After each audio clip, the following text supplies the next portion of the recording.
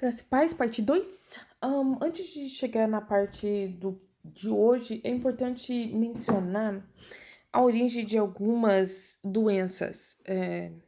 Para alguns, a doença. Dá para fazer, na verdade, um vídeo inteiro sobre isso, mas de forma rápida, só para não esquecer.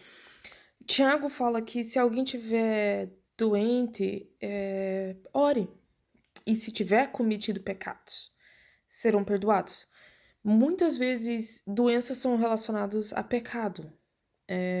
Jesus vai falar, vai e não peques mais para algumas pessoas que ele cura. Por exemplo, aquele coxo que é descido do eirado lá pelos amigos é um dos quais Jesus fala.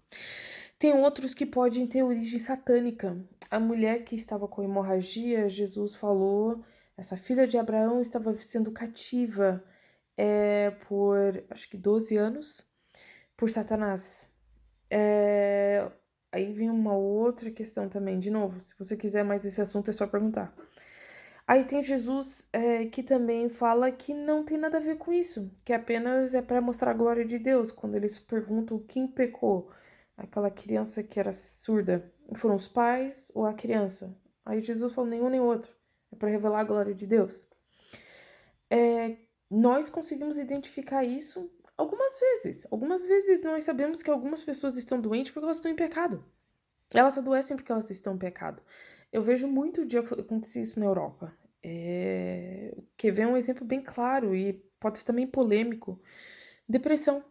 Muita gente está deprimida como doença, doença mesmo, eu creio muito nisso. Muita gente é origem espiritual porque está encapetada mesmo, e muita gente porque está em pecado. Então, assim, é complicado, por isso que a Bíblia diz pra gente pedir discernimento de espírito e sabedoria. Parênteses fechado. Vamos falar hoje em dia, o que a igreja acredita hoje em dia? Nós temos alguns grupos, geralmente são dois grupos, eu coloco três. Primeiro são os cessacionistas. Cessacionistas são aqueles que acreditam que os milagres e os dons, por exemplo, de cura, milagres, profecia e falar em línguas não existem mais. Elas foram dadas aos apóstolos e ela acabou quando os apóstolos morreram. Eles usam um texto como 1 Coríntios 13, por exemplo, entre outros. Originou-se com João Calvino, é uma teologia bastante reformada, e hoje as igrejas presbiterianas, por exemplo, adotam elas. O Augusto Nicodemos é um exemplo, o reverendo Augusto Nicodemos. Eles acreditam que pode acontecer sim, mas de forma esporádica, mas não de uma forma assim que esse dom esteja na igreja. Enquanto que como é que se fala essa palavra? Os que ainda acreditam que esses dons estão na igreja, os não cessacionistas, eles vão dizer que esses dons de profecia, de milagre, de cura e de falar em línguas ainda são evidências de conversão. Eles se baseiam muito em Marcos 16, que é aqueles que creiam vão fazer milagres, etc, etc, etc. Eles se baseiam muito na questão de dons espirituais que estão ali descritos em 1 Coríntios, em Efésios, e eles acreditam que isso está na igreja. Aí, dentro desse grupo, existem dois tipos de extremos, ou dois tipos subgrupos. Meu filho tá chorando. Eu tenho que parar o vídeo. Deixa eu tentar fazer aqui. Nesse subgrupo, existem aqueles que acreditam, por exemplo, que em Isaías 53 ele levou sobre si todas as nossas enfermidades e dores, e de que, então, dessa forma, quer dizer que não. Se você quer acreditar na Bíblia, você vai ser curado. Porque a Bíblia diz é pedir, vai acontecer, você determina, você é curado, você tem que ter fé, e Jesus já levou sobre ele todas as nossas dores e enfermidades. Esse grupo, eu creio que eles têm um ponto de verdade. Realmente, com fé você deve crer, você deve pedir. O único problema é que tem muita mãe que pede pro filho não morrer e o filho morre. Tem muita gente que tem muita fé mesmo, e ora. Igrejas inteiras orando para o pastor não morrer de câncer. E ele morre. Muita gente pedindo algumas coisas para serem curados de uma enfermidade e não são curados. Por quê? Lembre-se que eu falei no outro vídeo, Gênesis 3, isso aqui tem validade, isso aqui não é o nosso corpo. Deus tem propósitos maiores. E às vezes a gente não entende. Mas aí tem um outro grupo, que eu chamo do grupo morno, da qual eu faço parte às vezes. É o grupo que fala assim, vamos orar, pedir e vamos ver o que Deus faz. Eu acho que é um pouco de roleta russa às vezes. Eu acho que às vezes falta um pouco de fé nesse grupo, mas eles tentam ficar entre aquele, né, em cima do muro. Nós não podemos afirmar que Deus vai curar, nós vamos pedir e vamos ver se ele atende. Aí a Bíblia já vai dizer tem que pedir com fé e não duvidando, né? É o que diz Tiago, em Tiago 1. Então, assim, são geralmente esses dois grupos. Existem vantagens e desvantagens. No grupo que exagera um pouco, eles falam que todo mundo tem que ser curado, eles jogam o peso sobre a pessoa em ser curada. No outro grupo, os cessacionistas, eu acho totalmente não bíblico. A Bíblia não fala que cessou. Por mais que eles gostem de usar em 1 Coríntios o exemplo 13, 1 Coríntios 13 não fala sobre isso, não está falando sobre dons na igreja, muito pelo contrário. Eu acho que existe também um probleminha, às vezes, com a igreja, que o grupo que deixa Deus decidir, Deus abençoe, não sei o que vai ser. Que falta um pouquinho, às vezes, uma pitadinha de sal. Eu acho que isso são alguns exemplos do que diz na palavra. E são evidências também.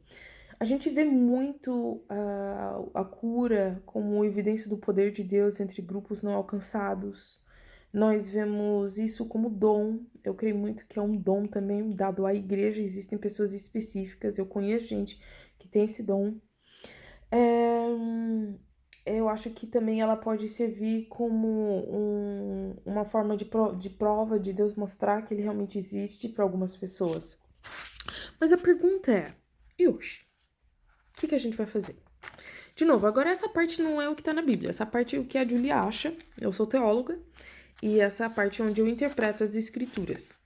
Eu falo isso com muita cautela para as pessoas não chegarem e acharem que o que eu falo é Bíblia. Essa parte sou eu. Eu creio que Gênesis 3 ainda é realidade.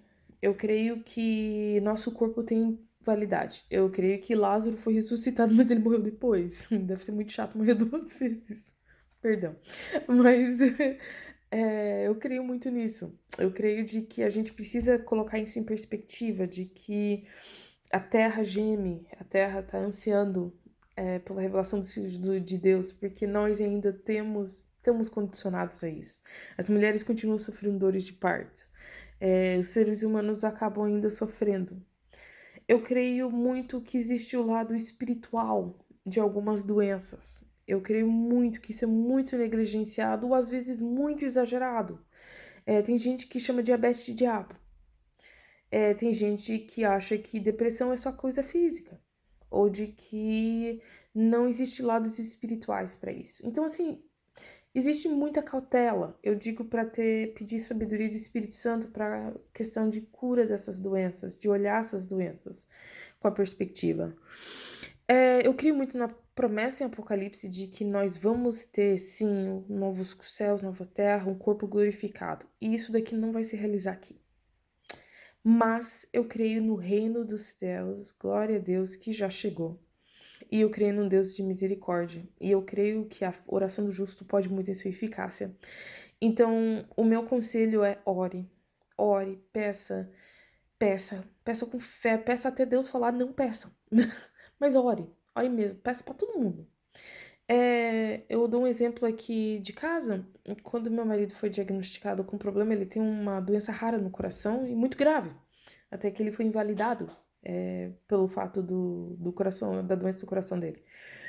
Eu lembro que no começo eu orei bastante, por mais que tenha sido uma doença que ele nasceu com isso e pode passar, né, de geração em geração. Graças a Deus nosso filho tá bem. Eu orei, mas depois eu meio que pensei, bem, ele tá assim e vai ficar assim. E eu lembro que a gente tava numa igreja, e o irmãozinho veio e falou assim: eu tive um sonho. E nesse sonho, Deus me mostrou o problema do coração do seu marido. Mas assim, no começo eu olhei, ok, todo mundo sabe que ele tem uma doença. Mas nesse caso, ele falou especificamente onde era. Isso ninguém sabe. Só a gente sabe. A gente sabe onde é a doença dele. E ele falou que Deus mostrou especificamente onde era.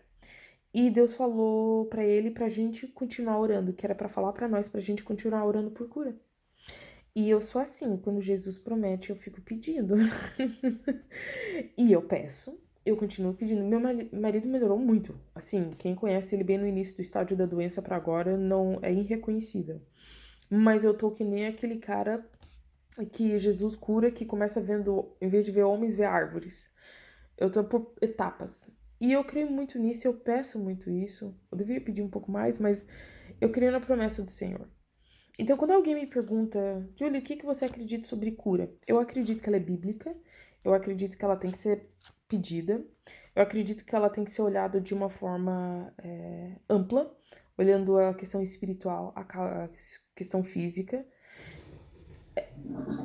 Susto! E ao mesmo tempo, eu creio que a gente precisa pedir com fé e pedir crendo que Deus pode curar. Mas a gente também precisa lembrar que nem tudo nessa vida vai ser resolvido. E a gente vai pedindo que nem o que Jesus recomenda a mulher lá em Lucas 18. Pede, pede e pede. E ele fala para nunca desistir em pedir. E pede com fé. Pede com fé de que teu pai te ama e que teu pai te cura.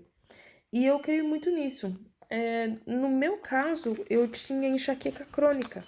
Logo quando eu me converti, eu lembro que eu ia numa dessas igrejinhas de porta. E eu falei assim pra Deus, eu lembro que eu falei pastor, na verdade. Eu falei, olha, eu creio muito que Deus cura. E eu creio que Ele levou sobre si as nossas enfermidades. E eu não acho que eu não quero essa doença na minha vida. Eu não aceito essa doença na minha vida, porque ela me impede de funcionar. E eu orei. E eu orei com fé. E eu lembro que a primeira vez não deu muito certo, não. Continuei com enxaqueca. Aí eu voltei, eu falei, olha, eu orei, não deu muito certo, mas eu vou continuar orando. E eu quero mais uma oração. E fomos orando de novo. E Deus curou. E eu nunca mais tive enxaqueca, raras exceções. Mas o meu era crônico, era todo santo dia. Era entre meio-dia, 5 da tarde, 6 da tarde, eu era imprestável. Então por isso que eu falo, eu creio muito nisso. E eu acredito que Deus ouve sim. Então assim, nesse tópico de cura, eu não sou cessacionista. Eu particularmente acho isso antibíblico, para ser bem sincera. Não sou daquelas que acreditam que você tem que forçar a mão de Deus. Eu também acho muito antibíblico, porque ela coloca um peso sobre as pessoas de que se elas não, de que a fé delas é o que vai curar, quando na verdade é a mão do Senhor. E essas, de novo, são as minhas posições. Eu gosto de expor aqui as escrituras, você tira suas próprias conclusões. Se você tiver qualquer dúvida, se você quer orar sobre isso, se você quer ajuda pedindo sobre cura de alguma parte, alguma enfermidade no seu corpo, eu digo pode falar comigo. E eu creio que Deus de milagre faz todas as coisas. Uma coisa que antes me veio agora o espírito era de contar o testemunho de eu ter orado por muitos anos pra cura do meu padrasto contra o vício. E eu lembro que ele nunca foi curado. Eu jejuei tanto, orei tanto, até ele morrer. E eu lembro que isso nunca saiu da vida dele. Mas eu nunca parei de orar porque eu creio no Deus de milagres. E eu creio no Deus que ouve a nossa oração. E independente das consequências de como vai ser resolvido essa questão, nós precisamos crer que Deus está ouvindo e que aquilo não é em vão. Não, nem que seja para estender mais um ano de vida para a pessoa chegar à cura ou se arrepender, ou nem que seja para provar a nossa fé e para que a gente possa continuar crendo no Deus de milagres. Que Deus te abençoe com essa palavra e muito obrigado por sugerir temas. Continue sugerindo temas, eu adoro. Deus te abençoe.